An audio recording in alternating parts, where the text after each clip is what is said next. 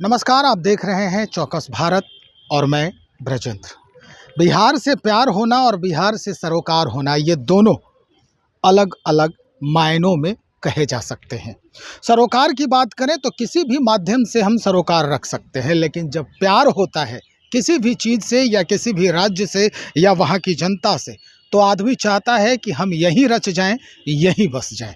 जी हाँ, हम बात कर रहे हैं एक्स-IPS शिवदीप लांडे की। भाई, नाम तो सुना ही होगा आपने, देखा भी होगा क्या करते हैं शिवदीप लांडे जी। जब वो IPS रहे, उन्होंने रिज़ाइन कर दिया और रिज़ाइन करने के बाद सीधा राजनीति में प्रवेश कर गए। हालांकि उन्होंने ये कहा कि भाई, हमने जब बिहार का दौरा किया तो बड़े आश्चर्यजनक बातें सामने आई। क्या बातें सामने आई और क्यों इन्होंने पार्टी तैयार किया है और इस पार्टी का नाम क्या है, हम सीधा आपको उन्हीं की ज़ुबानी सुनाते हैं और एक विजुअल दिखाते हैं। आप देखिए, समझिए कि पार्टी का नाम क्या है। शिवदीप लांडे जो एक्स-IPS हैं, उनकी पार्टी जो नई नई बनी है, उसका नाम क्या है, देखिए।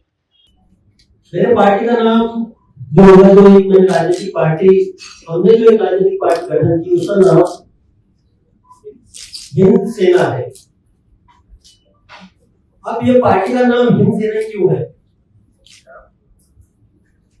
मेरा जो सेवा काल रहा है, सेवा काल की शुरुआत भी जय हिंद से होती है।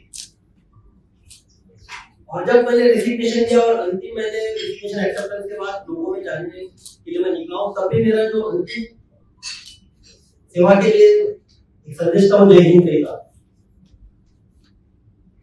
तो जय हिंद में मुझे हिंद जो वर्ड है, शब्द है, वो मेरे हर पत्र में लिखा हुआ है, इसमें मिला हुआ है। हिंद मीन्स भारत। ये जो हिंद है, ये मुझे पहले भी सर्वोपरि था, आज भी मुझे सर्वोपरि है और आने वाले भविष्य में हिंद मुझे सर्वोपरि रहेगा। दूसरा जो वर्ड है सेना, जो सेना ये शब्द है, इस पार्टी के माध्यम से मैं उन जवानों की तलाशों में हूं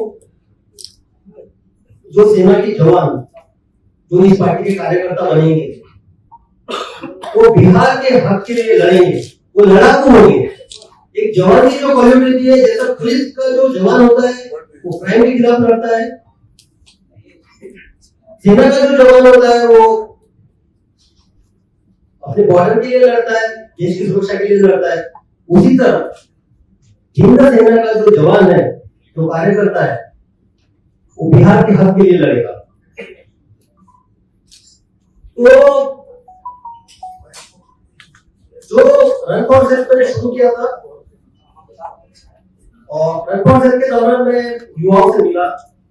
हालांकि रन फॉर सेल्फ में एक मेरा और एक मोटिव था, अवेयरनेस कितने मात्रा तक नीचे पहुंच रही है, और दूसरी बात थी कि लोगों के मन में क्या है, विशेषकर युवाओं के मन में क्या है, युवा क्या सोच रहे हैं, वो मुझे जानना था। तो विगत एक माह के अंदर जो पुलिस के 12 रेंज है, उसमें से बेतिया रेंज छोड़ दिया, बेतिया, मोतिहारी और बगल जो था, वो 3 जिला छोड़ के ऑलमोस्ट सारे जिलों को मैंने टच किया।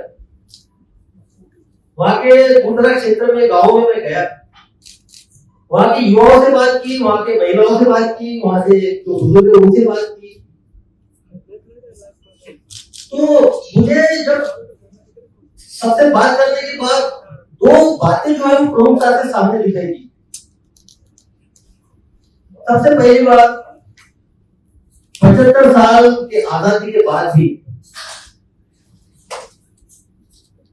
75 साल के आजादी के बाद भी बिहार के जो दूर दराज के क्षेत्र है, कई गांव है, उन तक जो बुनियादी सुविधाएं पहुंचनी चाहिए थी वो नहीं पहुंची। रोजगार, पलायन, ये तो बड़ी इशू है, लेकिन जो बुनियादी सुविधा है, एग्जाम्पल के तौर पर बताता हूं, आदमी के लिए जीने के लिए सबसे इम्पोर्टेंट क्या है गांव में, वो है पानी। तो जब मैं जोगू क्षेत्र में गया, सिकंदरा प्रखंड में, सिकंदरा प्रखंड में अभी गर्मी शुरू हुई, आप अभी देखिएगा आने वाले 3-4 महीने में वहां के लोग जो है गाँव के, वो अपने पशुओं को, मवेशी को लेके खगड़िया और सहरसा के जेल में जाते हैं, पूरा अपना वही निकालते हैं ताकि उनको वहां पे पानी मिल सके और जीता रह सके पशु। उसी तरह रोहतास जो पहाड़ी है उसके आसपास के 30-40 गांव है ताराडी पंचायत के, वहां के जो लोग हैं वो भी अपने पशुओं के लिए लेकर 4-5 महीने के लिए, जिसको डीरा कहते हैं, सोन डीरा के अंदर ले जाकर वहां रहते हैं। आप यकीन कर सकते हैं, हम तो शादियां मनाते हैं, ये जो अभी आएगा शादियों का मोड आएगा, फेस्टिवल का भी सीजन है, लेकिन उनके लिए ये नहीं होता, इस मोड में वो सिर्फ अपने जो पानी की समस्या है उससे जूझते रहते हैं। जो शादी वाले की जो उनकी रुचि बात में होती है, ये पानी की बात है। उसी तरह हम बहुत सारे गांव में लोगों को पक्के छत पे पहुंचा पाए और बहुत सारे गांव में लोग इतने समर्थ भी नहीं है जो अपने चॉइस से कपड़े पहन सके, खरीद सके। नहीं, एक्चुअली देखिए सभी का स्वागत है। लोकतंत्र में सबसे बड़ी खूबसूरती ये है कि हर को विचारधारा रखने की बात है, विचारधारा को बढ़ाने की बात है या अपना संगठन बढ़ाने की बात है, अपनी पार्टी बनाने की, सब कुछ स्वतंत्रता है और अच्छी बात है। आप उन्हीं का नाम क्यों ले रहे हो? मैं तो चाहता हूँ और लोग आए, आप पत्रकार लोग हैं, आपकी भी एक पार्टी बने, आइए, आप तो सबसे बोलते देखते हैं, उसका भी स्वागत है। तो एक प्लेटफॉर्म पर भी तो आप लोग आ सकते थे, जब एक ही मोटो है, जब एक ही लक्ष्य है, तो एक प्लेटफॉर्म पर भी आ सकते थे। नहीं, ये आपका नजरिया है, एक ही मोटो है और एक ये, मुझे नहीं लगता है, मेरी विचारधारा नहीं मिलती वहाँ पे। विधानसभा चुनाव में कैंडिडेट अभी तो पहले संगठन कुछ तो फिर जाएंगे कि विधानसभा चुनाव हिंद सेना पार्टी लड़ेगी, 100% लड़ेगी। अभी जब मैं पूरे बिहार घूमूंगा तो देखो हाफ हार्टेड मेरा कुछ नहीं रहता है, जो होता है डेट होता है, आर पार होता है, लड़ेंगे तो 240 की। अभी देखते कौन सा सीट पर आप लड़ेंगे?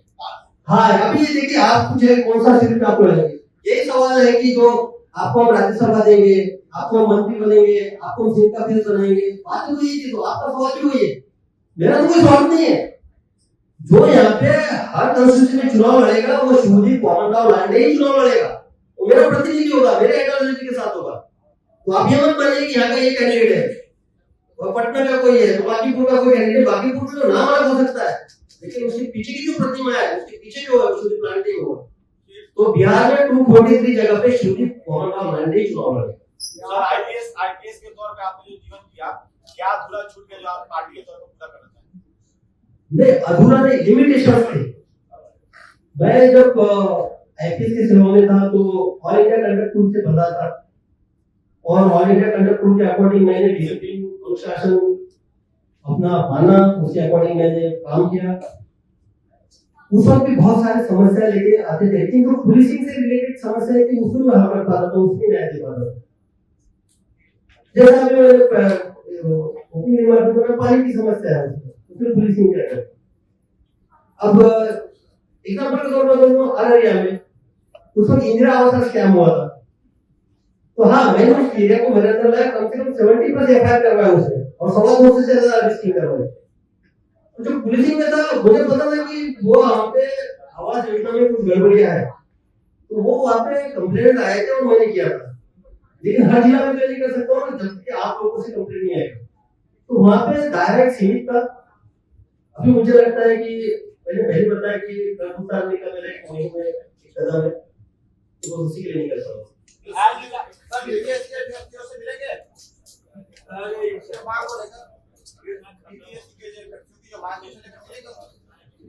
सबसे पहले तो आपको शिक्षा विभाग की ओवरऑल सिचुएशन देखनी चाहिए। आपको पता है कम से कम 60 लाख यहाँ पे डिग्री लेके बैठे थे हाथ में, 60 लाख डिग्री धारकों को कहाँ पहुंचा देंगे आप? कोई पॉलिसी आपके पास? 8-8 महीने आपका सेशन हॉस्टल में गया हूँ मैं, एक्चुअली कम से कम 100 मुद्दे ऐसे बता सकता हूँ जो मैंने देखे और महसूस किए। तो 8-8 महीने का सेमेस्टर डिले चल रहा है, यहाँ की जो ग्रेजुएशन का जो है डिग्री है उसका वजूद आगे वाले जाकर जॉब के लिए जाते वहां पे क्या है, तो उस तरह से ओवरऑल देखना पड़ेगा। हाँ, पेपर लीक एक समस्या है, और आप भी जान लीजिए जब पुलिस की निगरानी सबको पता है, ये 360 डिग्री से उस पर कार्रवाई होती है पूरा चक्कर में, कोई उसमें ऑब्स्टेकल नहीं रह सकता। तो है, पार्टी को लाइए, फिर देखिए कौन सा पेपर लीक होता है। दोनों में बहुत फर्क है। आप मैदान में भी नहीं गए हैं, सामाजिक खेल से विकास करते उस मैदान में गए हैं, या आपको पॉलिटिक्स है कि यहाँ बढ़िया चेहरा जो बैठे हुए एक भ्रष्टाचार के भोतक में पूरा पैसा चाप के बैठे रहे वहाँ बांटेंगे, और आप जब उम्मीदवार ईमानदार और समाज सेवा वाला दीजिएगा तो दोनों में वहाँ पहला प्रतिद्वंद उसको लड़ना पड़ता है, एक जाति और दूसरा पैसा। तो उसमें ऐसा लगता है कि आप पैसे से कैंपेन से खरीद सकते हो, आप लोगों का ये जो है व्यू चेंज कर सकते हो। मैं तो ये नहीं मानता हूँ। आज भी हर आदमी के अंदर अच्छाई है, मुझे उस अच्छाई को अपील करना है, वो खड़ी रहेगी। पैसे की ताकत क्या होती है, बड़े बड़े शहनशाह नहीं टिक पाए लोगों की ताकत के आगे। लोगों ने अगर ठान लिया क्या पैसा हो गया, नहीं सर, देखा गया है ऐसा 2-3 आईपीएस के नाम बता सकते हैं। अब सर्विस में खूब मलाई खा ली, पावर एंजॉय कर लिया, और बाद में ये उद्देश्य है, तो छोटी ब्रांड को वैसे नहीं है, पिछले दिनों वीडियो वायरल हुए महाराष्ट्र में मराठी बुलवाने को लेकर सवाल है, आपने महाराष्ट्र से बिहार में डॉक्टर बनाया है आपने, तो इस विषय पर आपका क्या विचार है? नहीं, ये मैं जब यहाँ आया था तो ये है कि अब मराठी है, तो सबसे पहले तो मैं कभी अपने आप को यहाँ पे जब भी यहाँ पहली दिन मैंने कदम रखा था अपने आप को मैंने मराठी में माना, मैंने भारतीय पुलिस सेवा का पदाधिकारी माना। तो जब भी मैं निस्वार्थ की सेवा देते गया, यहाँ पे अनशन पे बैठते थे, धरना आंदोलन करते थे लड़के, वो तो भी मेरे स्वार्थ वाले नहीं थे, उन्होंने तो मुझे उनके बीच का करके एक्सेप्ट किया है। और आपका इंटेलिजेंस है ना, महात्मा गांधी ने चंपारण से सत्याग्रह किया है, उनको तो कोई उनकी जात नहीं पूछी है कहां से आए हो। विनोबा भावे को भूदान आंदोलन में सबसे ज्यादा लाइन ऐसी दी गई काफी एकड़ में, उनको तो किसी ने पूछा नहीं कि आपकी जात है वहां से आए हो।